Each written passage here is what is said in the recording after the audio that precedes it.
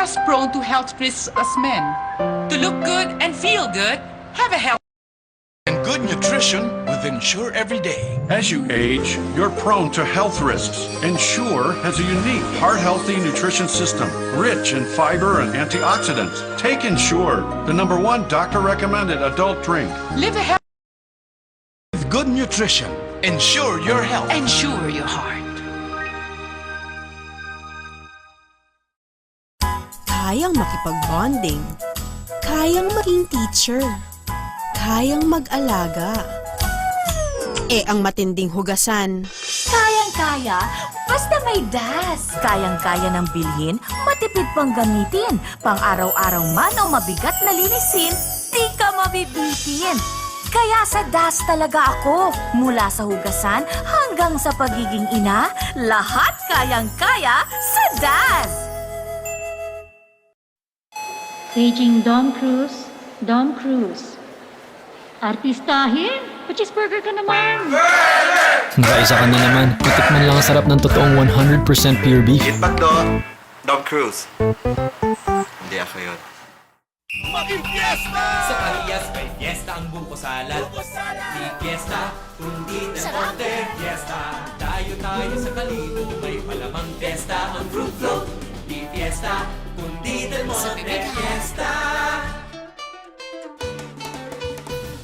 Tara sa Mascara, fiesta ang gelatini. Doon sa Kadayawan, fiesta sa malamig.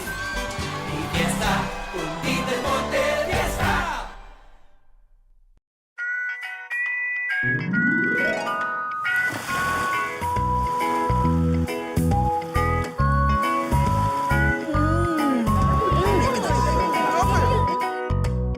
Enjoy life, enjoy Goya! Bilang mapagmahal na ina, bilang kapanatag na ina, saan man sa bansa, Ibibigay ko ang tamang alaga, tamang nutrisyon para sa tamang edad. kumpletuhin di lamang Sa ipapanatag ko at ng anak ko, kung di na kapwa ina, kapwa tagapagparuga. tungo sa pamilyang panatag, Bayang 100% panatag. ikaw, kapanatag ka na ba? How far can you go in one full tank these days? Proven 4 times over. Petron Extra Unleaded gives you what it takes to go a long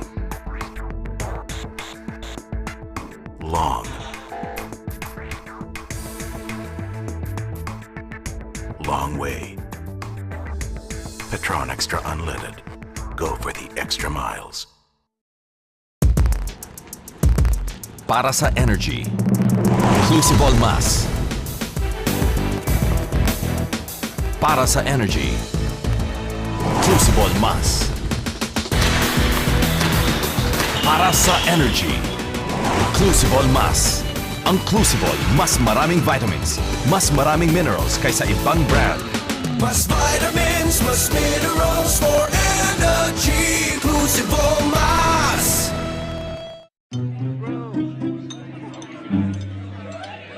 New Royal True Orange. Now with B vitamins na pampakulit. Akin yan.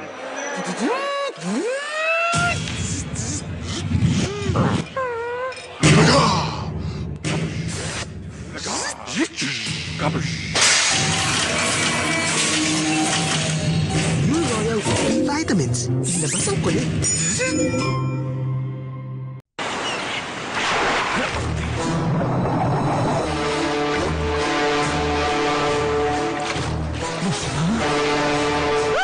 Finally, narito na ang pinakahihintay from Lucky Me. New Lucky Me Supreme Seafood. It's how seafood should taste. Fresh, light, and ooh, it's napa. Try it, enjoy it, love it. Basta Lucky Me, seafood is supremely good. Get hooked. Also in pouch.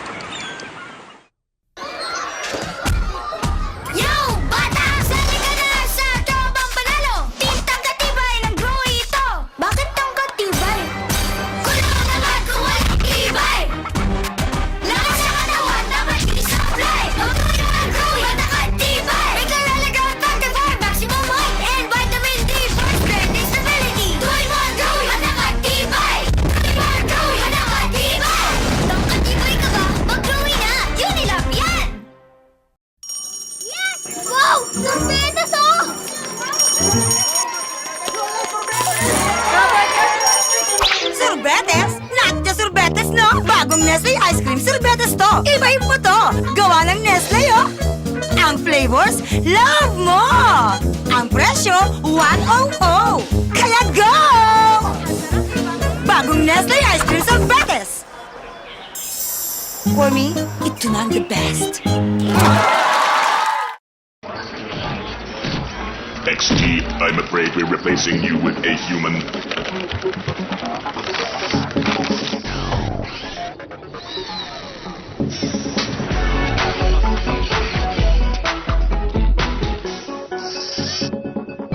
Target Baroka analysis clinically proven to reduce stress for improved performance.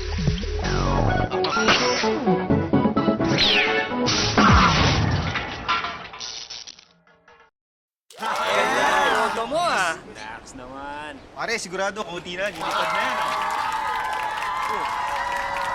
Men should act like men. Strong beer should truly be strong. Colt 45, a strong beer for real men. Hey, can you do this?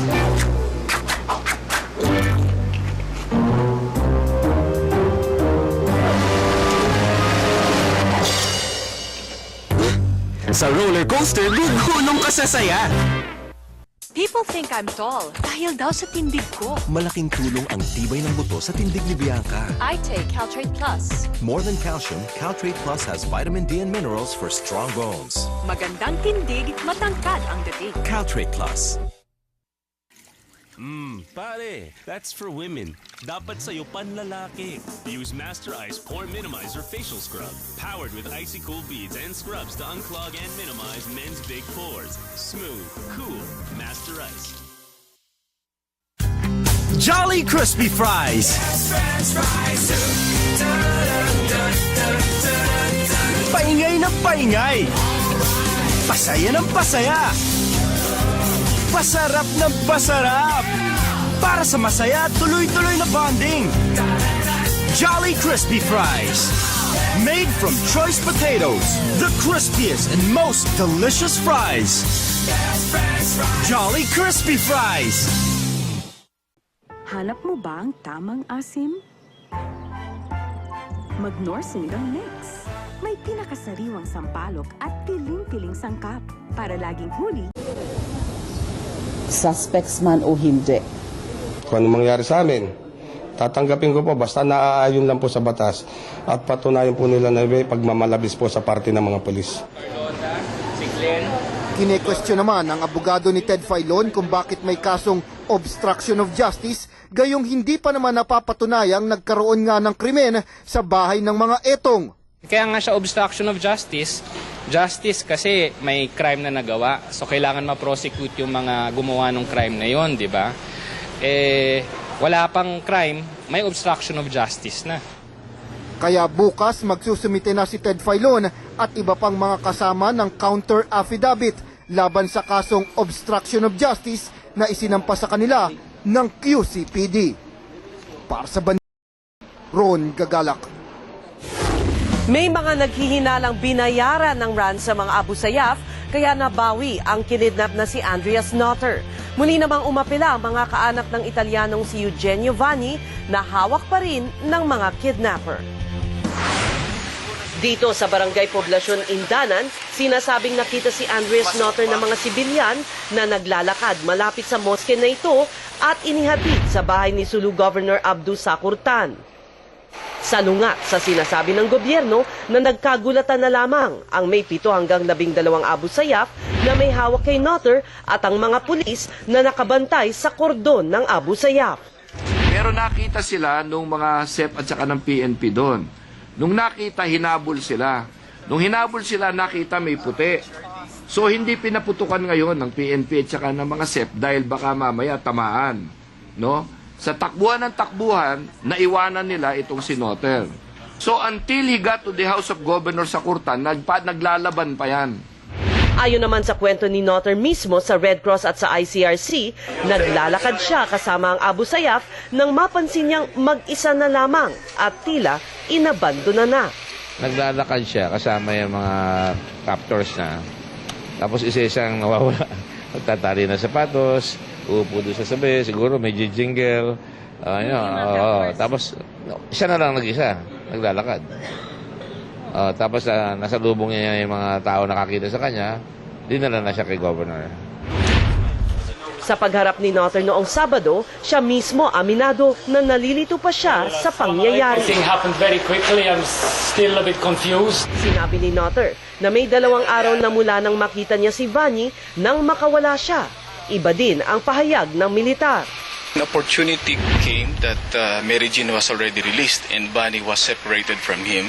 When this particular opportunity presented itself, he did not hesitate anymore. He had to execute. At ayon sa source mula sa Red Cross, katakataka na hindi sila agad sinabihan ng pamahalaan na nabawi na si Notter.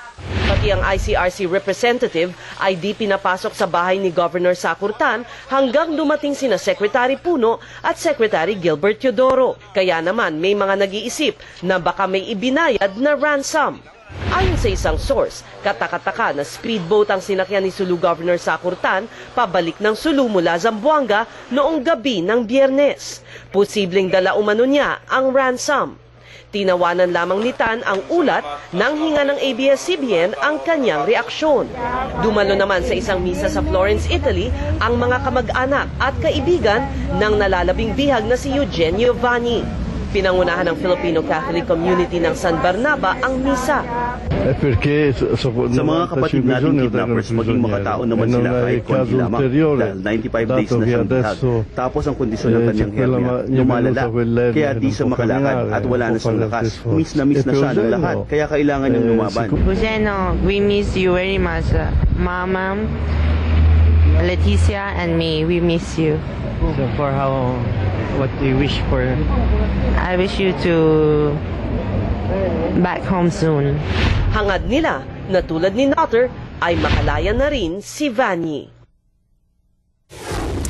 Pinasabog na ng mga hinihinalang MILF ang Agus Bridge sa Iligan City kaninang madaling araw. Stranded tuloy ang maraming biyahero sa Osamis at Cagayan de Oro na pinag-uugnay ng nawasak na tulay. Kanina namang hapon, pinasabog ang isang bus ng Rural Transit sa North Cotabato habang bumibiyahe ito. 4 ang nasugatan. Ayon sa PNP, hindi terorismo kundi pangingikil ang motibo sa pagpapasabog ng bus. Naunsyami ang pagsulong ng tiyatsa sa Kamara kanina. Napipiko na si dating Pangulong Fidel Ramos at sinabihan ang mga kapartidong kongresista